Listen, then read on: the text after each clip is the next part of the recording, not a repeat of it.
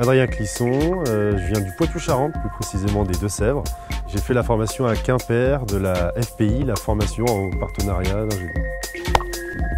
Un parcours un peu chaotique, parce que j'ai fait le lycée général chez moi, à Parthenay, dans les Deux-Sèvres. Et j'ai fait une filière SVT. J'ai toujours été passionné par la SVT. J'ai toujours eu des mauvaises notes parce que je ne travaillais pas. Et ensuite, j'ai été accepté à l'IUT à Quimper, donc IUT génie biologique.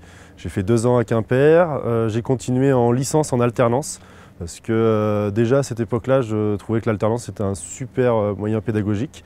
Et après cette licence en alternance, je me suis dit que ça serait bête de ne pas continuer mes études. Donc j'ai continué pendant 3 ans à la FPI à Quimper.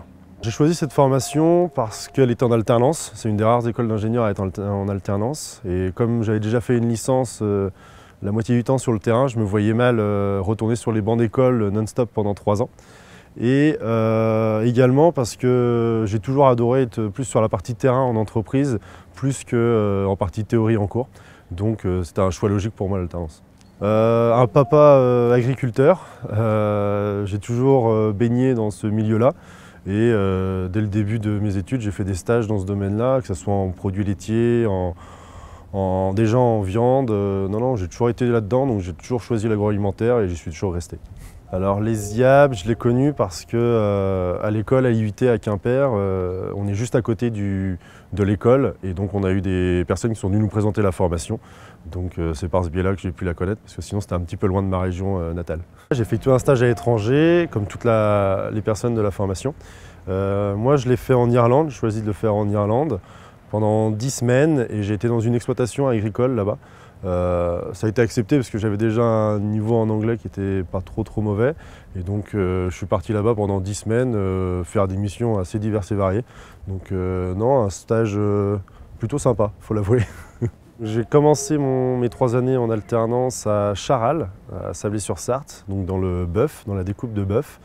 Et puis au bout de 2 ans, donc je suis parti en stage à l'étranger et quand j'étais là-bas, mon maître d'apprentissage de l'époque m'a appelé pour me dire qu'il avait appuyé ma candidature sur un autre site, sur un super poste, à Celles-sur-Belle, à Socopa. Et donc, après avoir rencontré le directeur de l'établissement, après avoir rencontré mes futurs collègues, ça me rapprochait de chez moi et puis c'était une super opportunité.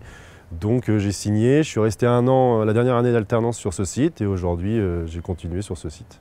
Donc là, à Celles-sur-Belle, j'étais chargé de gérer tout l'atelier de découpe de porc. Donc c'était du management de personnes surtout, mais aussi un gros projet de rénovation dans l'entreprise. Et donc il fallait mener en même temps, en tâche de fond, ce projet de rénovation. En septembre, là, on est diplômé et j'ai signé mon CDI directement dans la foulée au poste que j'effectuais depuis 1 an à Socopa, à Celles-sur-Belle, en tant que responsable de découpe. Donc c'est un poste où il y a peut-être 70 salariés à gérer et comme je le disais tout à l'heure, il y a toujours ce projet de rénovation de l'entreprise que je continue à mener en toile de fond.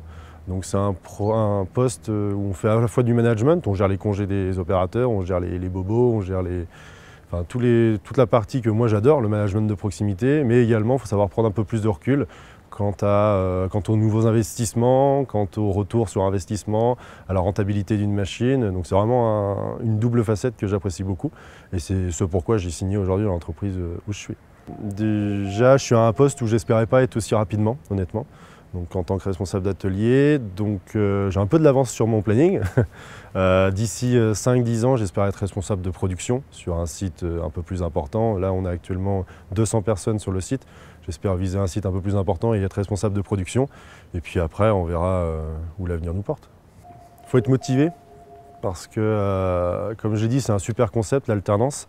Mais il faut aussi savoir être efficace en entreprise et gérer les cours en même temps. Moi, j'ai toujours eu des mauvaises notes quand j'étais au lycée. J'ai jamais lâché l'affaire. Et c'est pas parce que c'est un diplôme d'ingénieur que c'est pas accessible à tout le monde. Il y a une bonne dose de théorie, une bonne dose de pratique. Il faut savoir se mettre dedans et c'est parfois difficile, mais tout le monde peut y arriver si j'ai réussi.